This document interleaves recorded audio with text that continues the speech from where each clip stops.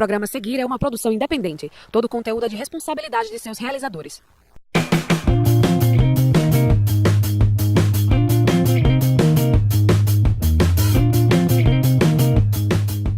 Olá a todos, começa agora o programa Contábil RN. No programa de hoje temos a convidada especial, Patrícia Cortez, administradora e especialista em comércio exterior, tratando-se do tema PIEX, Programa de Qualificação para Exportação.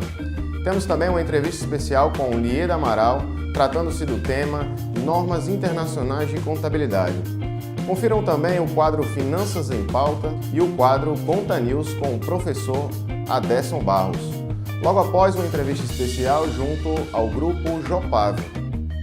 Iniciamos a nossa entrevista especial de hoje com a senhora Patrícia Cortez, administradora e especialista em comércio exterior, também monitora da PIEX, Programa de Qualificação para Exportação. Queria agradecer enormemente pela sua participação no nosso programa. Tratando-se de exportação, né? Enquanto passamos por um momento delicado, diversas empresas restringindo investimentos e uma crise nacional. A exportação ainda pode ser considerada viável? Sim, a exportação ela é um meio de diversificar mercado. Então, uma vez que você exporta, você não fica tão dependente do mercado interno. Então, não vai sentir tantos os efeitos da crise que a gente está passando no momento. Perfeito.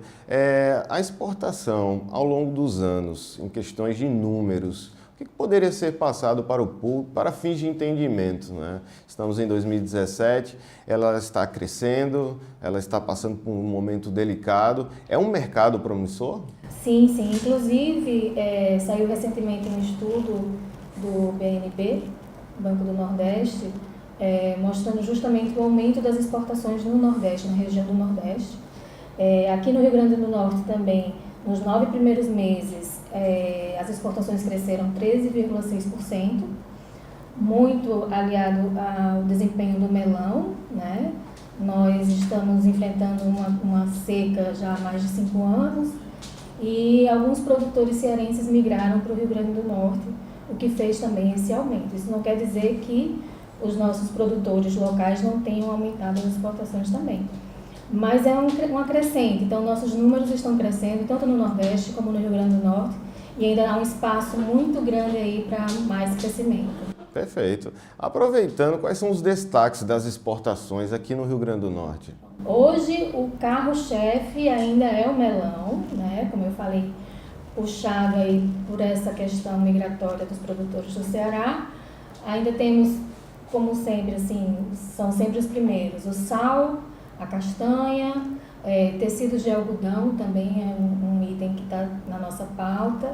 A melancia é um produto que vem se destacando bastante. O melão teve um crescimento de 140%, a melancia teve 160% de crescimento nas exportações. Ainda é um número pequeno, mas já está despontando aí também como um bom produto da exportação do Rio Grande do Norte. Perfeito. O crescimento já dá para perceber, né? Para os próximos anos, a tendência também trata-se do crescimento nesse mercado de exportações? Eu acredito que sim. A nossa pauta ainda é muito de produtos básicos, como eu falei, o melão, o sal, a castanha.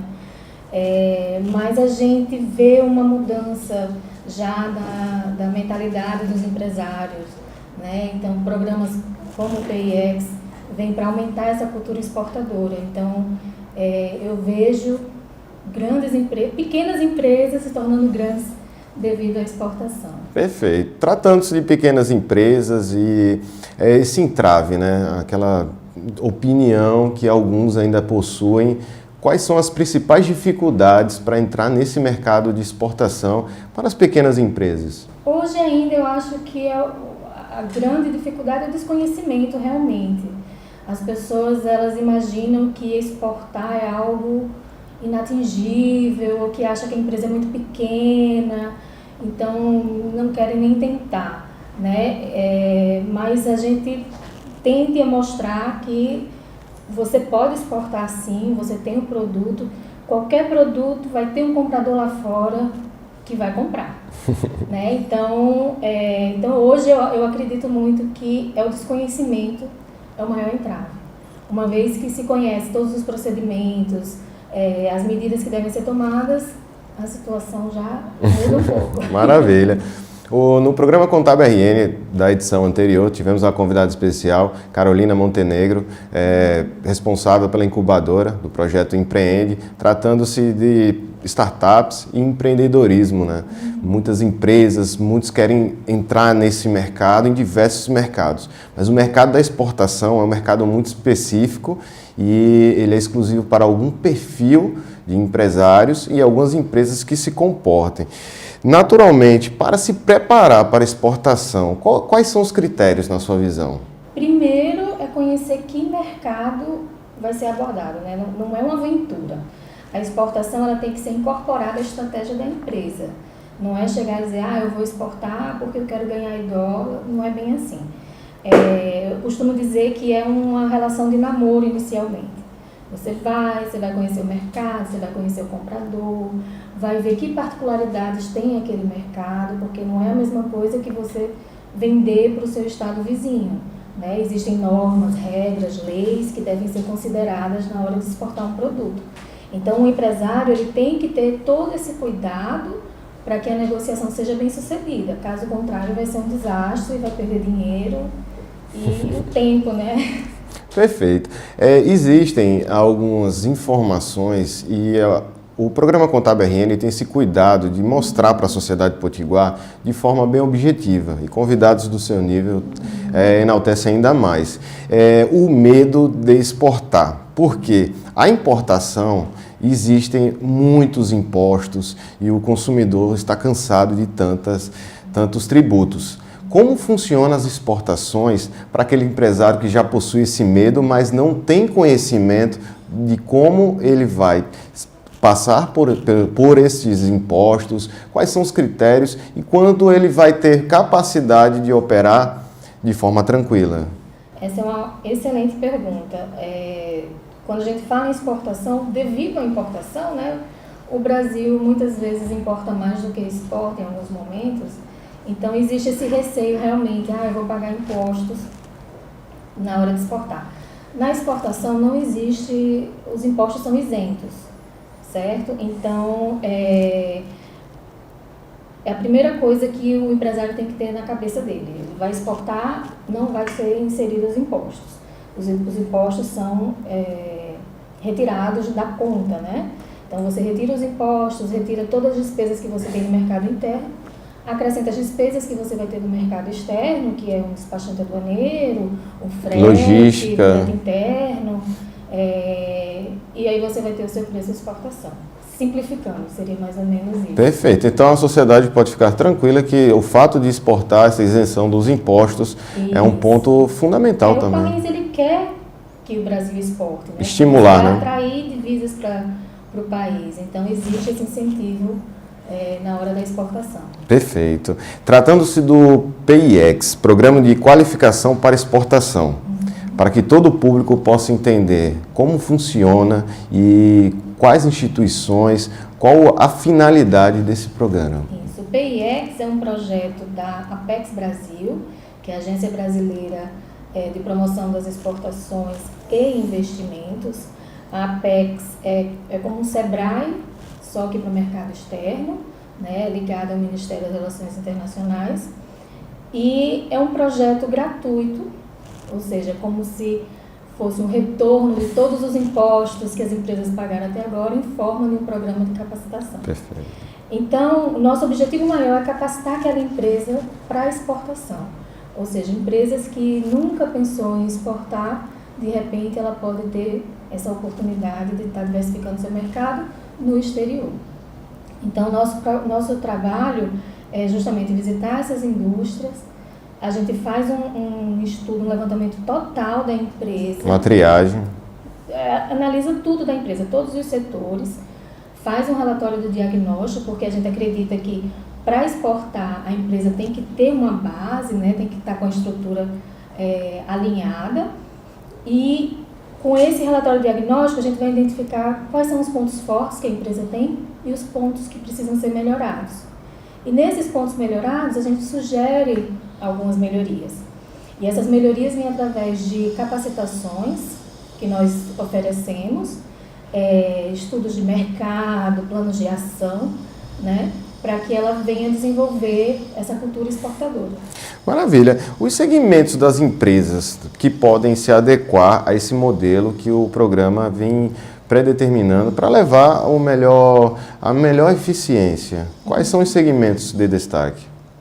Bom, a gente atende qualquer tipo de empresa, qualquer tamanho, com exceção de MEI, porque a gente acredita que tem que ter uma produção mínima, né, para que você consiga exportar seu produto, e todos os segmentos. Atualmente, a gente está atendendo cerca de 170 empresas já aqui no nosso estado. Perfeito. E a grande maioria é de alimentos e bebidas, depois vem confecção, casa e construção. Mas a gente atende todos os setores, inclusive serviços. Importantíssimo, né? Para participar do PIEX e buscar informações para ingressar, para verificar se sua empresa se enquadra nos parâmetros para exportação e ter essa consultoria de especialistas que, ao nível Rio Grande do Norte, tem um reconhecimento amplo. Quais são os primeiros procedimentos que um empresário deve tomar para ter conhecimento da PIEX? Bom, pode entrar em contato com o nosso núcleo operacional, nós ficamos ali na UNP da Roberto Freire, ou enviar um e-mail para PIEX, que é PEIX, @unp.br. Perfeito. Maravilha. O programa Contábil RN ele tem uma característica de trazer grandes especialistas em diversas áreas. Comércio exterior trata-se de uma premissa importantíssima, tendo em vista que mexe diretamente com a economia, né, e as finanças de empresas, né, e de forma como um todo. Queria agradecer enormemente pela sua participação. O programa Contábil RN só tem a agradecer a todos nós. Também estendo esse agradecimento em nome da Academia Norte Rio Grandense de Ciências Contábeis, Associação dos Peritos Contadores do Rio Grande do Norte, Sindicato dos Contabilistas do Rio Grande do Norte e o Conselho Regional de Contabilidade do Rio Grande do Norte. E gostaríamos também de estender esse convite, senhora Patrícia Cortez, para uma próxima oportunidade tratarmos de mais assuntos voltados ao tema comércio exterior. Eu que agradeço a oportunidade. Maravilha. Vamos para um rápido intervalo. No próximo bloco, temos uma entrevista especial com a senhora Lieda Amaral, tratando-se do assunto normas de contabilidade internacional. Voltamos em instantes.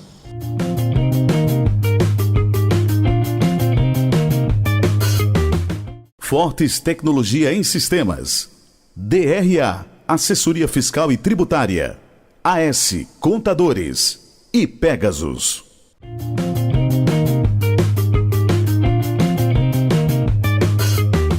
Uma entrevista especial com Lieda Amaral, analista financeira e contadora, especialista em finanças. Senhora Lieda Amaral, queria agradecer enormemente pela sua participação.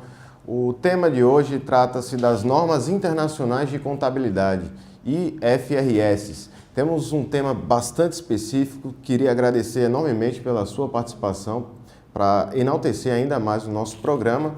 Tratando-se dessas normas, senhora Lieda, o que poderia ser ressaltado para fins de conceito nas novas normas internacionais de contabilidade?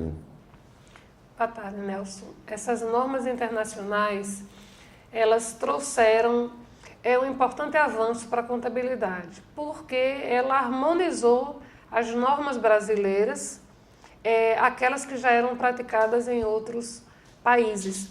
Isso facilita aos investidores, para que eles tenham parâmetros de comparação.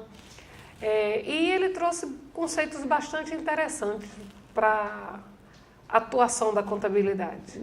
Quais poderiam ser pontuados dentro desse sentido? E tratando-se também de nomenclatura e conceito, o SEBRAE trabalha de que maneira esse mesmo conceito das normas internacionais?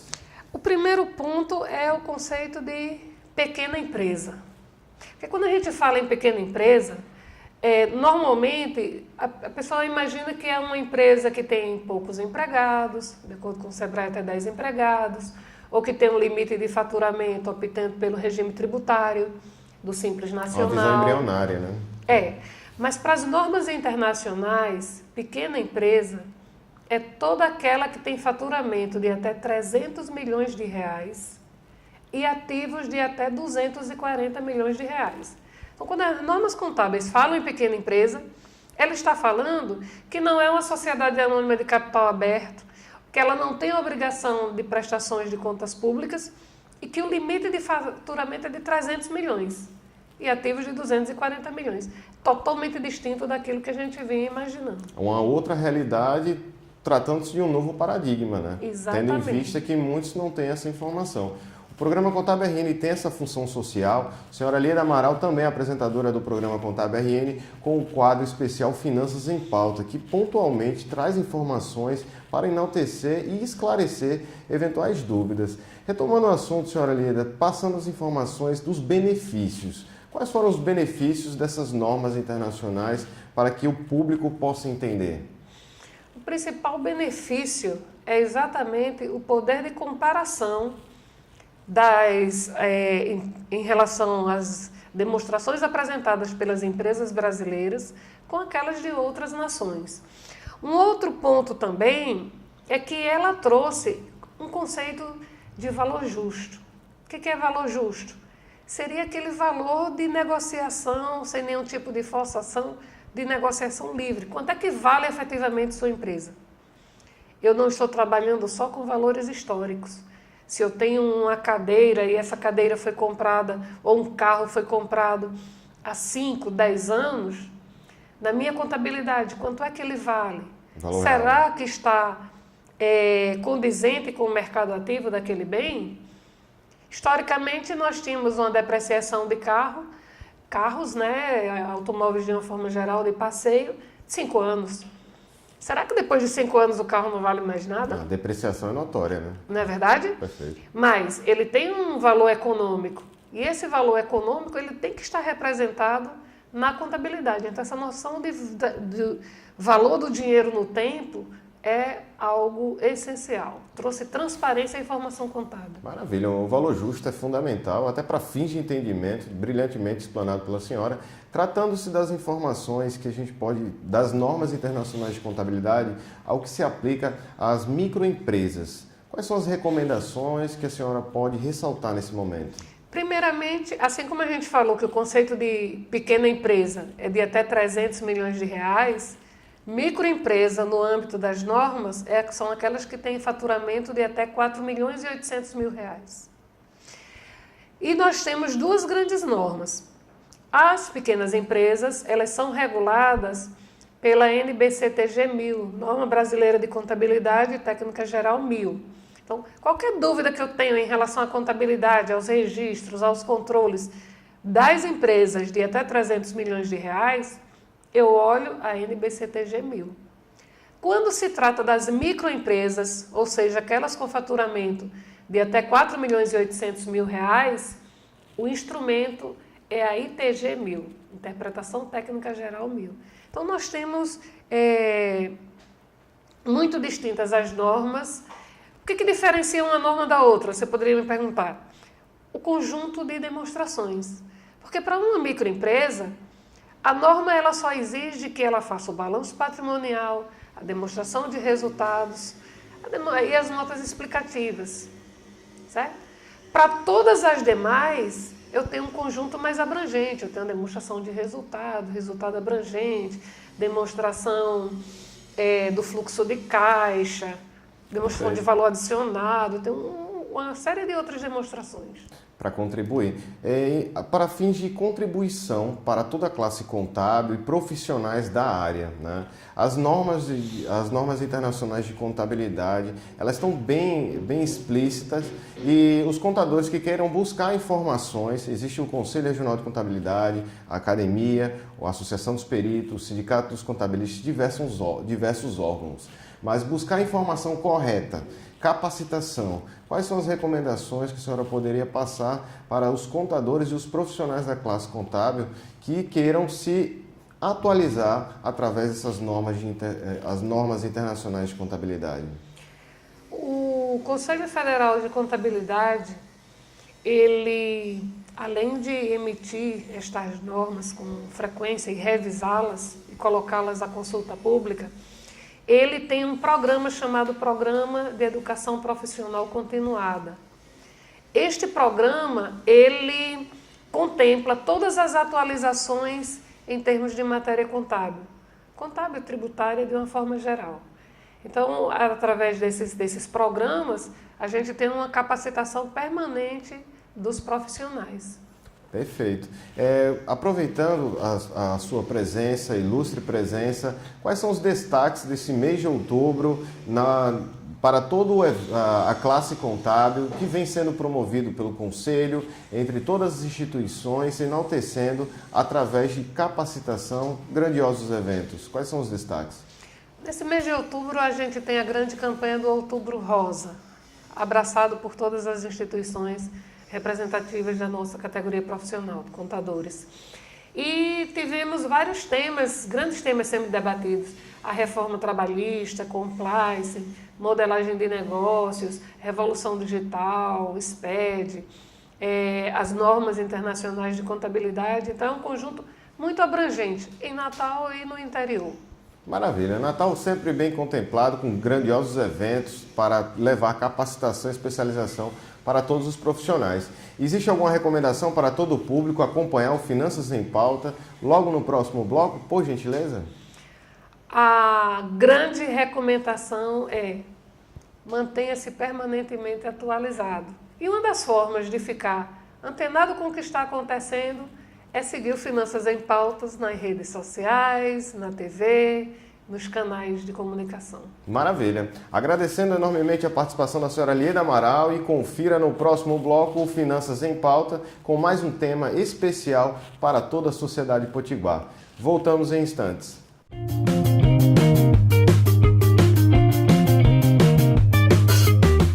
Fortes Tecnologia em Sistemas.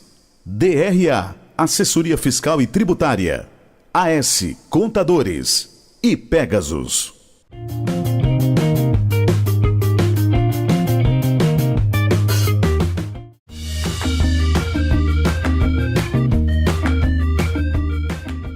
Olá a todos, estamos de volta aqui para mais uma edição de Finanças em Pautas, e na nossa visão, nosso trabalho da série, digamos assim, dizer, olhe bem o balanço da empresa X. Olhar bem o balanço significa o quê? Como vamos extrair das demonstrações contábeis informações que interessam à sociedade.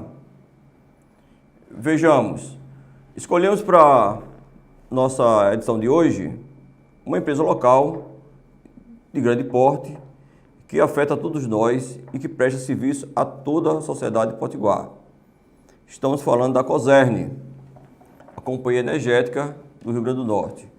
Então, através das demonstrações contábeis da Cosern, a gente vai dizer como a Cosern está inserida na sociedade, quanto é que ela consegue faturar dos serviços que ela presta, serviço de venda de energia elétrica, e também podemos dizer quanto é que a companhia paga de salários.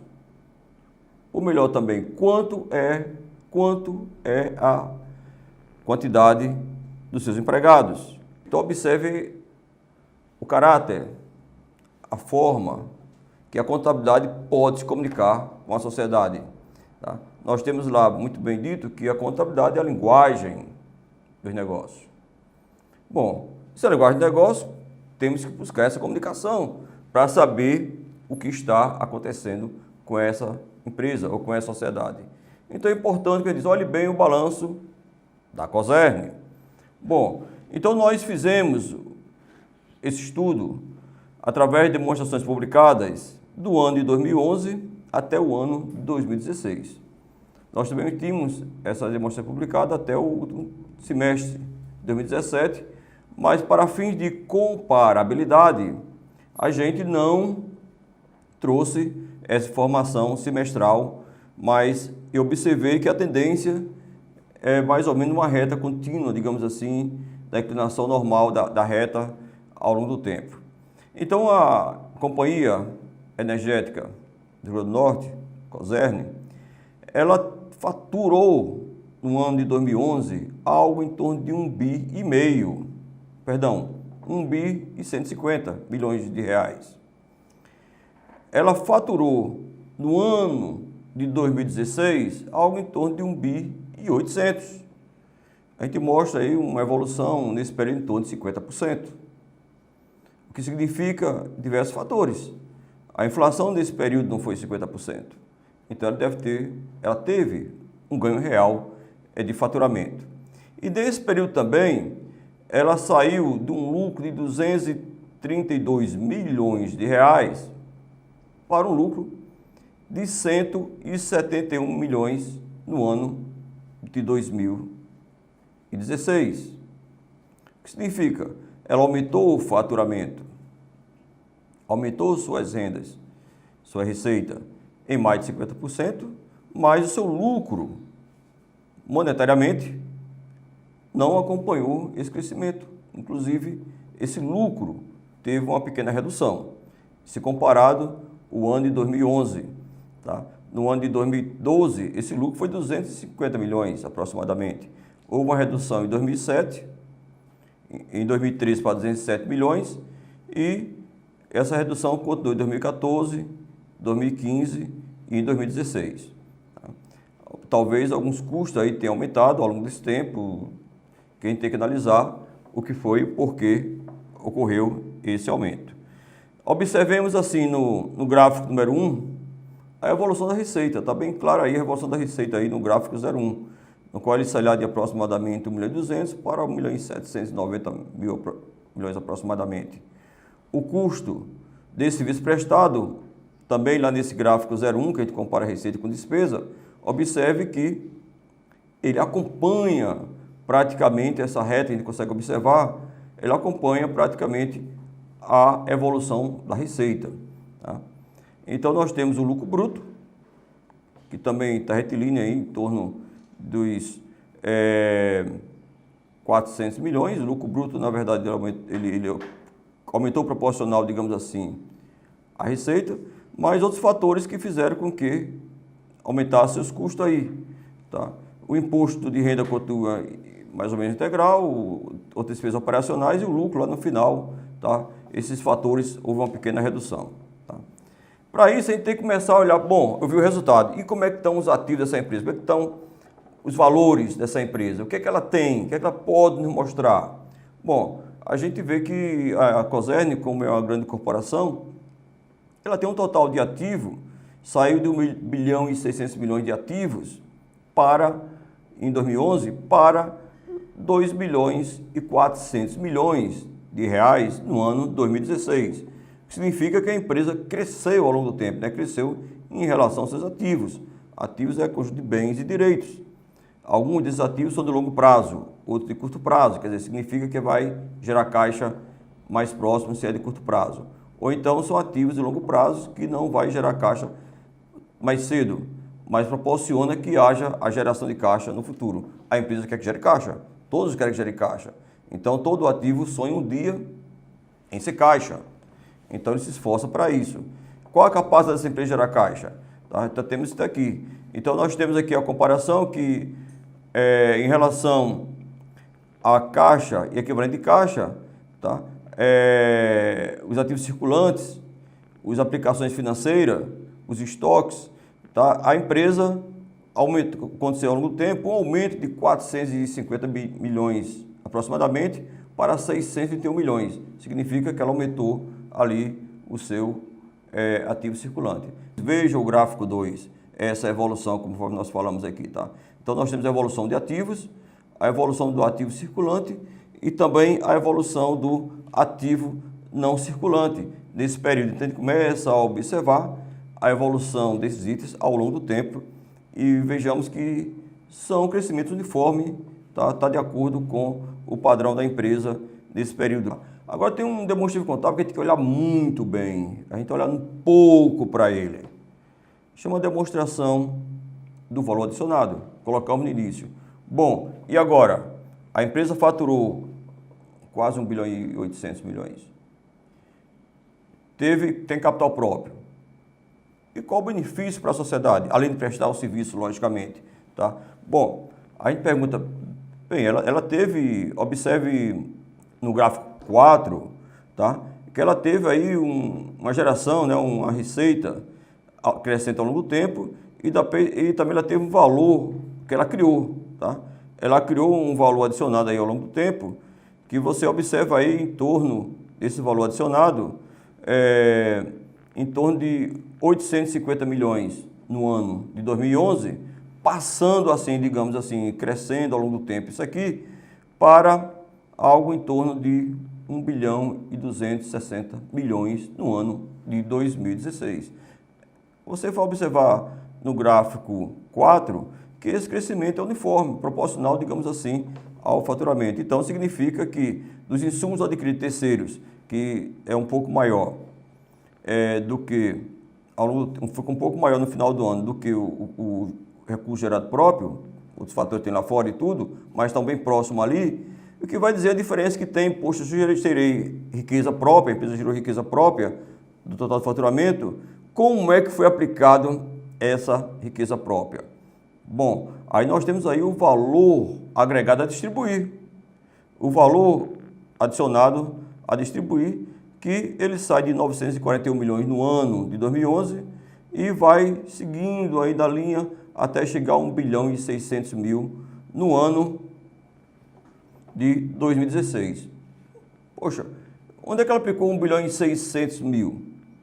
1 bilhão e 600 mil dá um pouco mais de, por mês, digamos assim, de 100 e poucos milhões aplicado aqui na comunidade, aplicado aqui na sociedade, ou aplicado como a empresa aplicou esse valor gerado, né? Então, a Cosern, nós sabemos que é uma empresa subsidiária de uma outra empresa, chamada Neoenergia, que nós temos aqui saber como é que ela utilizou esse valor adicionado, como é que ela distribuiu. Então, nós encontramos aí no gráfico 5. O gráfico 5 tem lá. O que está escrito no gráfico 5? Ora, a distribuição que ela tem aí desse valor agregado, desse riqueza que ela gerou, tá? Desse que chama de distribuição do valor adicionado, algo em torno de 800 milhões para 1 bilhão e 600 mil no ano de 2016. Nós temos ali, vamos olhar o que mais ela pagou, tributos, tá? Então a gente observa que quando ela vem pagando tributos, de 900 milhões, ela pagou 570 milhões de tributos no ano de 2011. Quando vai comparar 2016, essa evolução continuou, de 1 bilhão e 600, ela pagou 926 milhões de tributos. Tá? E pagou pessoal 100 milhões. Ela paga 100 milhões de pessoal, dá algo em torno de 100 milhões de reais por ano de pessoal, que a gente vai ver aqui depois o que ela pagou de pessoal e também como é que ela gerou de trabalho aqui ao longo do tempo. E também remunerou o capital próprio, tá? É a remuneração do capital próprio. Essa do capital próprio também de 199 milhões, 200 milhões em 2011 para 155 milhões, quer dizer, mesmo tendo mais renda, ela teve uma redução do lucro no período e ela teve assim, passando para isso, uma redução aqui da aplicação da riqueza gerada em distribuição de lucro, quer dizer, em remuneração do capital próprio. Bom, nós falamos que uma parte grande chama-se impostos e taxas e contribuições. Como é que foi essa distribuição de impostos, taxas e contribuição?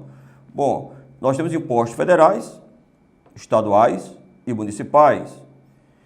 Falamos aqui no início que ela destinou 598 milhões em 2011, houve uma evolução aqui até o ano de 2016, onde ela destinou 925 milhões de tributos, tá? Do valor da riqueza que gerada. Bom, onde é que estão os tributos? Federais e estaduais estão mais ou menos equitativos, né? Nós temos aí 280 milhões federais em 2011 e 285 milhões em estaduais no ano de 2011. Quando nós vamos ao ano de 2016, nós temos aí 408 milhões pagos de tributos federais e 515 milhões aproximadamente pagos aos cofres estaduais.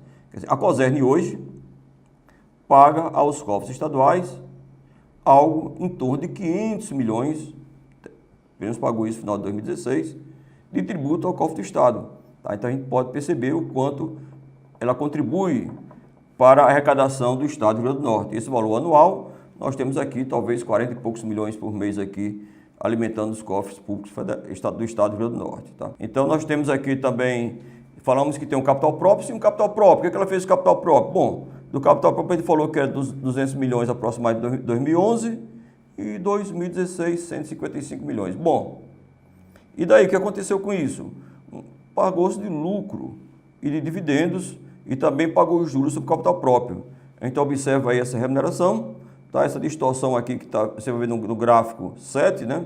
No ano 2012, teve uma redução drástica aí que ela saiu de quase 200 milhões para 50 milhões de remuneração do capital próprio e depois passou a crescer um pouquinho a 166 milhões, quase aproximando no ano anterior. Talvez em 2012 houve uma política lá que a empresa não quis remunerar o capital próprio, não sei, tem que analisar melhor a demonstração contábil.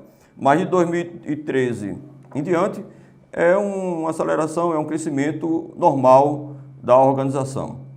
Bom, pessoal, e agora? A gente perguntou, a empresa teve um gasto com pessoal, teve um investimento com pessoal, nós colocamos em torno de 100 milhões, e ela gerou emprego?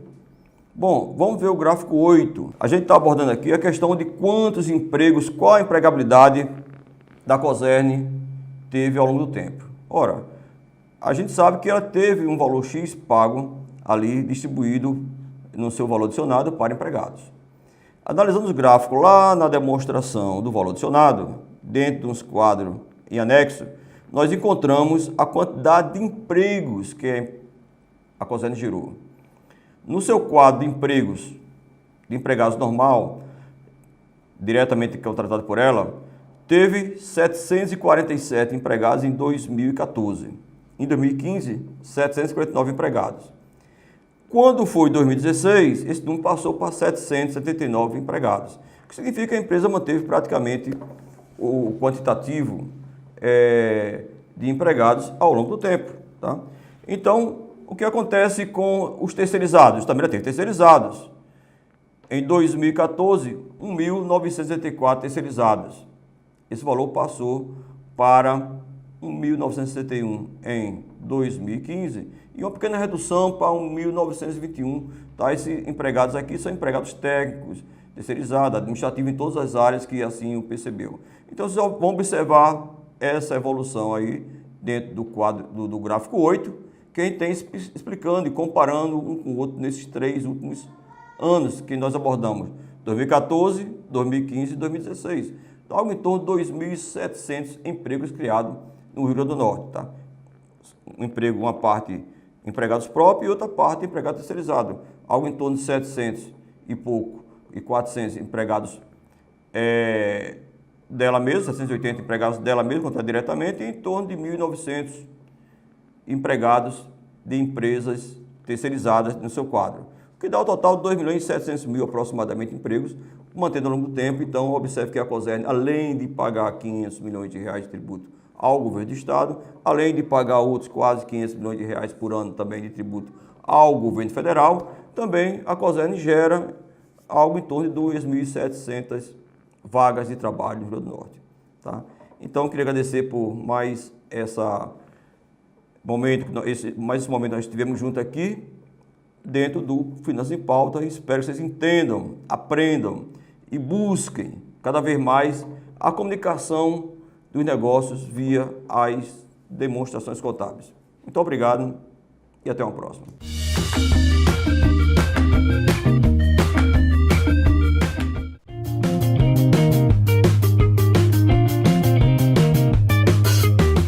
Fortes Tecnologia em Sistemas. DRA, Assessoria Fiscal e Tributária. AS, Contadores. E Pegasus.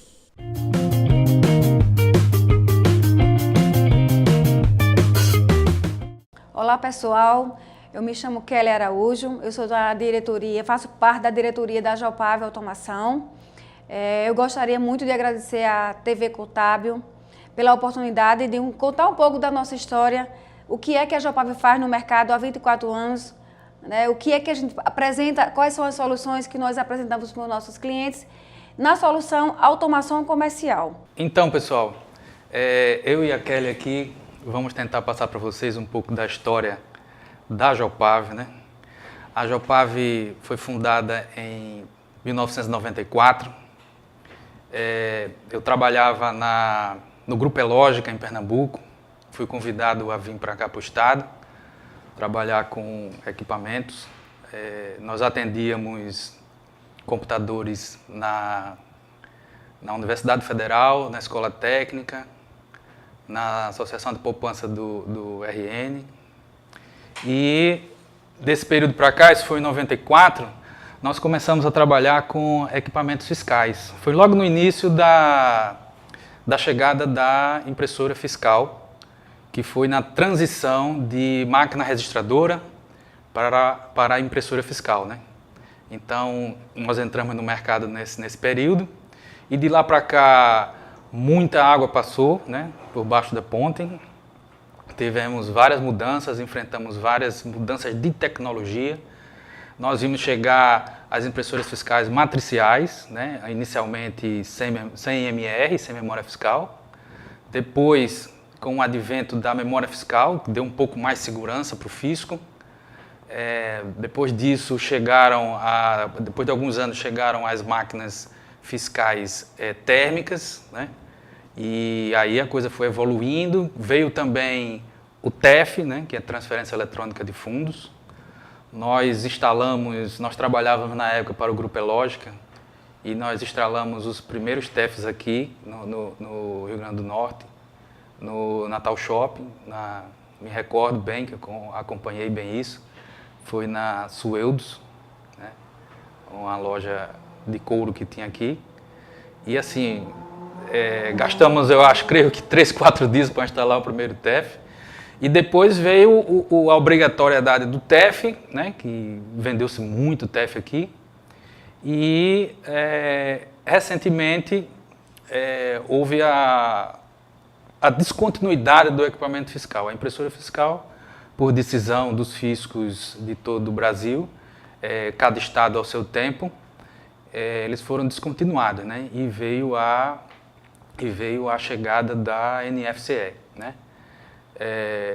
Isso foi uma mudança muito abrupta, foi a maior mudança que nós já passamos, porque a impressora fiscal sempre foi o carro-chefe de todas as empresas como a nossa. Mas como uma empresa que é bem antenada no mercado, nós percebemos que um dia a impressora fiscal ia ser descontinuada, por causa da evolução natural e tecnológica que o mundo inteiro passa, né? Um dia vai chegar. Então nós percebemos isso há mais ou menos uns 10, 11 ou 12 anos atrás. Nós tivemos essa feliz visão e começamos a investir em serviço, né? Nós começamos a investir em software, nós começamos a comercializar o software no formato de locação. Nós nunca vendemos aplicativos nem software, porque nós acreditamos no mercado de locação. Passamos também a trabalhar com TEF, e nesses últimos 10, 11 anos, a participação no faturamento da nossa empresa da parte de serviço vem crescendo, né, substancialmente, que isso fez parte de todo um preparo, porque quando o fim do SEF fosse decretado, quem não se preparou antes, infelizmente, ia ter que baixar as portas. Então isso foi a realidade de muitas empresas do nosso setor, algumas aqui no estado, outras no Brasil afora, mas quem se preparou, quem se uniu, quem procurou informação, quem procurou se associar a alguma entidade, como nós fazemos parte de uma entidade nacional que congrega as maiores empresas de automação comercial do país, né, que é o Grupo GBA, o Grupo Brasil Automação. Então isso é muito interessante, é uma troca de informação tremenda e nos fez preparar para esse momento. Então hoje, né, nós saímos mais fortes, né?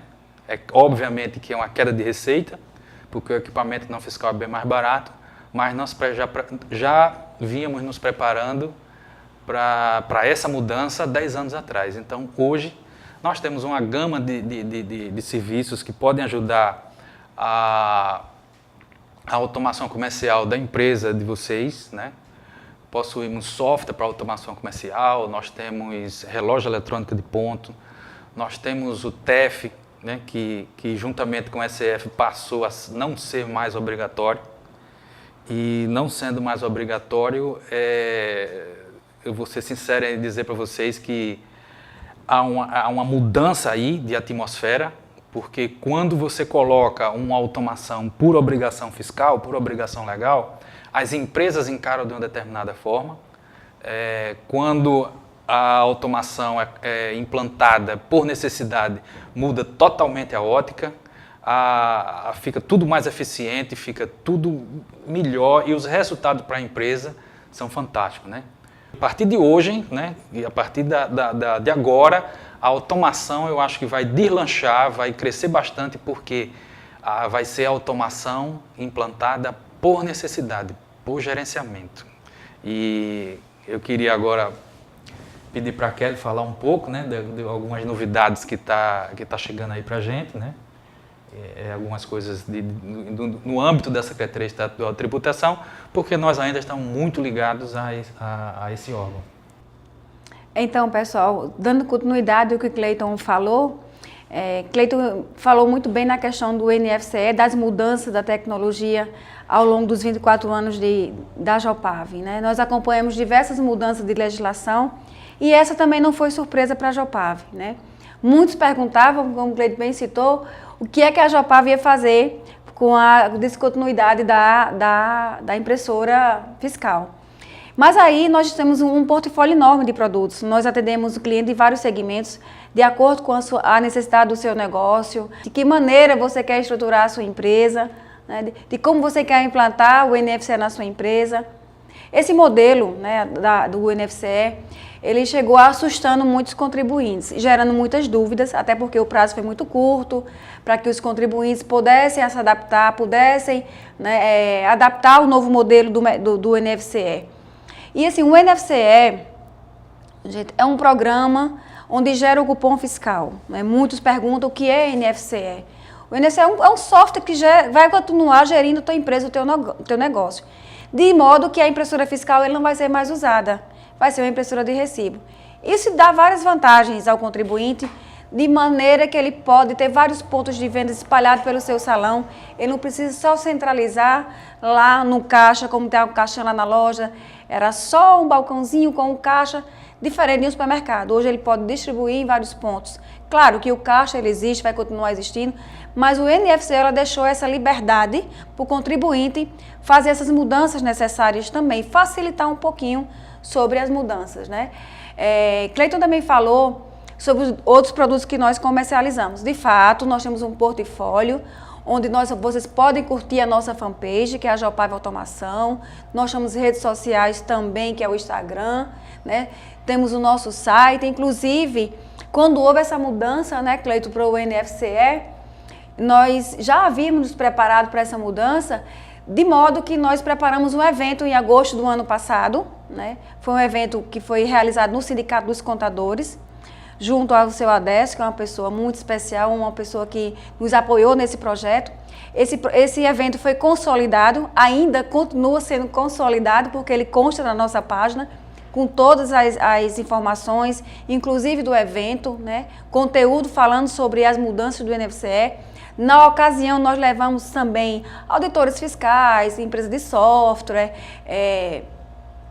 também contadores, né, que deram muito apoio nesse projeto e ainda continuam dando, viu? Porque aqui é o que a gente recebe muitos contadores, muitos parceiros, e isso também é o que faz a Jopav ser consolidada, né? Porque a Jopav, ela trabalha com a consultoria precisa, né? Porque, como eu já falei anteriormente, que às vezes o contribuinte, ele acha que está colocando um computador e uma impressora, um programa no seu estabelecimento, ele acha que simplesmente implantou e vai dar tudo certo. Não, existe uma consultoria, existe uma necessidade de cada perfil de cada contribuinte. Assim como existe o perfil do contribuinte, a necessidade do contribuinte, gente, cada contribuinte é uma necessidade diferente, sim. Existe o menor, o maior e o maior. O maior, o menor e o pequeno, né, empreendedor. Então, existem diversas opções.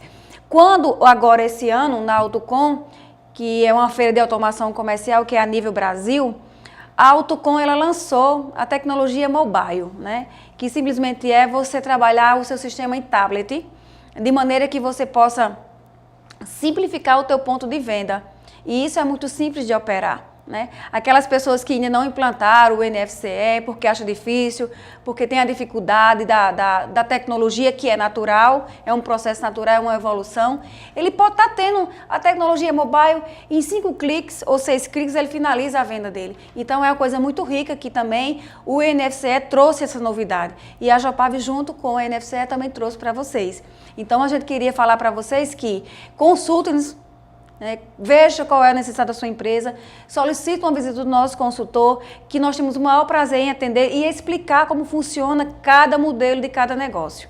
Então, pessoal, por fim, eu tenho uma recomendação a fazer para todos os nossos clientes e amigos, que se você já é usuário de impressora fiscal e você está pensando em migrar para a NFCE, não se esqueçam de fazer a cessação de uso do seu equipamento. Isso é extremamente necessário, é uma condição sine qua non para você passar a utilizar a NFCE. Isso é de suma importância. Então, nós da Jopave aqui estamos extremamente preparados, né? A equipe já está toda de prontidão, toda orientada, toda treinada para recepcionar o seu equipamento fiscal, te dar todas as orientações e proceder com a cessação de uso do teu equipamento. É necessário finalizar a tua história de impressora fiscal para vocês começarem uma nova fase com a NFCE, né? E esse era o meu recado. E a Kelly vai continuar aí com mais uma novidade que está chegando e os agradecimentos finais. Na verdade, o Cleiton falou bem sobre cessação de uso, que é um procedimento extremamente importante, né? De modo que, se o cliente não seguir as orientações do que o Cleiton falou, a inscrição do contribuinte ela pode ser criticada. O cliente precisa saber dessa informação. É uma informação contábil, sim, mas a Jopave está à disposição no nosso telefone, que é o 3642-1515, para tirar todas as dúvidas necessárias. Nós temos um setor exclusivo apenas para a cessação de uso, né? E falando ainda sobre o trâmite de cessação de uso que Cleiton explicou, que é da sua impressora fiscal, o fisco ele também vem sofrendo mudanças nesse trâmite, né? E para a mudança que chegou agora, recentemente, no dia 10/10, né, que é um recente, saiu um novo decreto onde minimiza o trâmite junto à Secretaria de Tributação do Estado, né? Onde nós somos credenciadas junto à Secretaria também, e nós podemos explicar para vocês de maneira em que você acelera o teu processo de cessação de uso. O fisco ele vem trazendo novidades, sim, para simplificar esse processo, né? O decreto consta na página da Secretaria de Tributação, né? E aí também você, contribuinte, pode também estar consultando esse novo trâmite, né? E também eu gostaria de finalizar aqui explicando para os nossos contribuintes que venham nos visitar, conhecer um pouquinho também da nossa história, né, Cleiton? Que a gente fica muito feliz em poder participar da história fiscal da sua empresa. E aí eu queria agradecer também mais uma vez a oportunidade ao Nelson, do programa Contábil RN, que voltem mais vezes à nossa casa, que nós temos um trabalho imenso, né, intenso a fazer junto com vocês, de modo que a gente possa levar a informação precisa aos nossos contribuintes. Mais uma vez, muito obrigada a todos. Muito obrigado.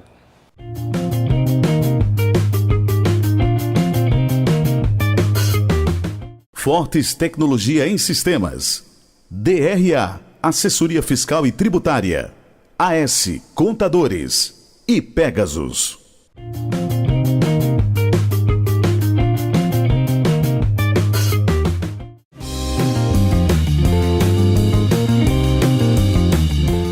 Oi, tudo bem, gente? Estamos aqui de volta com o nosso Conta News na TV Feliz, sempre trazendo aquelas novidades e temas atuais. Hoje, como nota, a gente tem o costume de abrir umas notas, né, atualizadas, vamos falar rapidamente sobre o projeto de lei que foi enviado à Assembleia Legislativa do Rio Grande do Norte pelo nosso governador. Então, nessa semana, a Assembleia recebeu um pacote, uma mala recheada de alterações ao servidor público. Inclusive, vamos aqui apenas adentrar em dois temas. Um é o aumento da carga tributária da Previdência Social Estadual, aumentando com isso a alíquota a partir do ano de 2018. E isso leva o quê? Uma menor recuperação de dinheiro para a economia do Estado, aonde o seu funcionário vai deixar de gastar no seu dia a dia.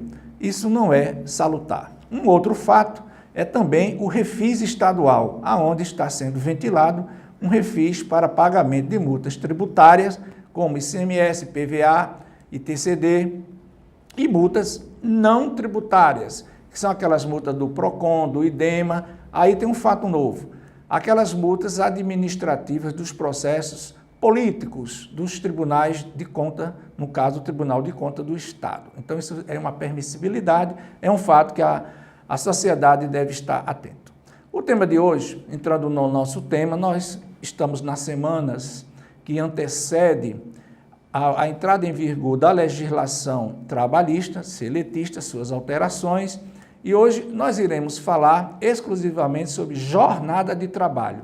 Muito importante, porque houve sim uma alteração na relação da jornada de trabalho. Então nós vamos ter aqui, por exemplo, aquele tempo de deslocamento. Na CLT antiga, o tempo de deslocamento era tido como jornada de trabalho. Então, se houvesse, dentro daquele percurso, um acidente com o empregado, ele seria beneficiado, porque a Previdência iria pagar benefício e ele teria a estabilidade de um ano de trabalho. Com a nova regra, esse deslocamento itinere deixa de ser tido como jornada de trabalho. Então, casa, empresa, casa, não vai ser mais contado como jornada de trabalho. Isso não é salutar, isso não é benéfico para o empregado, até porque, mesmo que esse serviço seja fornecido, essa locação, esse veículo, seja fornecido pelo empregador.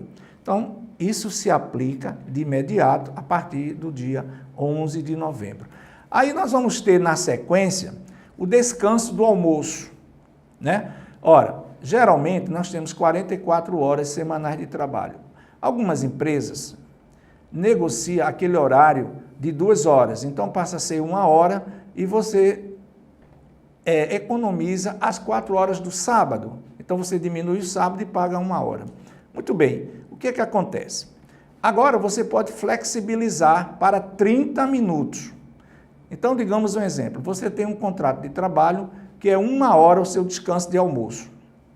Você vai poder, a partir do dia 11, flexibilizar para 30 minutos. E esse restante dos 30 minutos, você vai para um banco de horas, negociar numa outra data, no outro dia.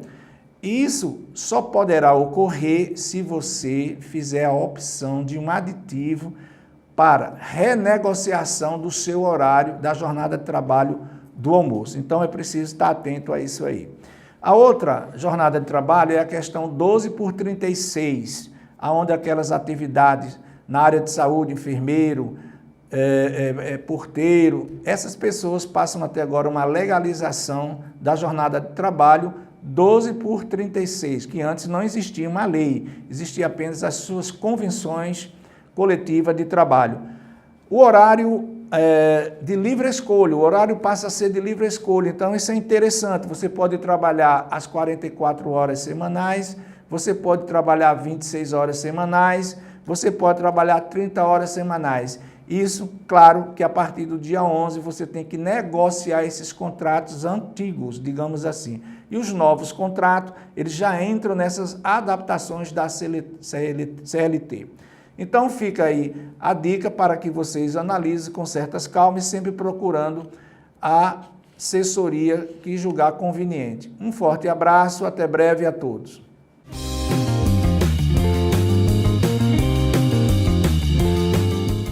Agradecemos pela sua audiência. Termina agora o programa Contábil RN. Queremos agradecer enormemente à TV Feliz, aos nossos apoios institucionais, a Cadernicic, a Abcern, Sindicont RN e CRC-RN. Confiram nossas próximas edições do programa Contábil RN. Forte abraço a todos.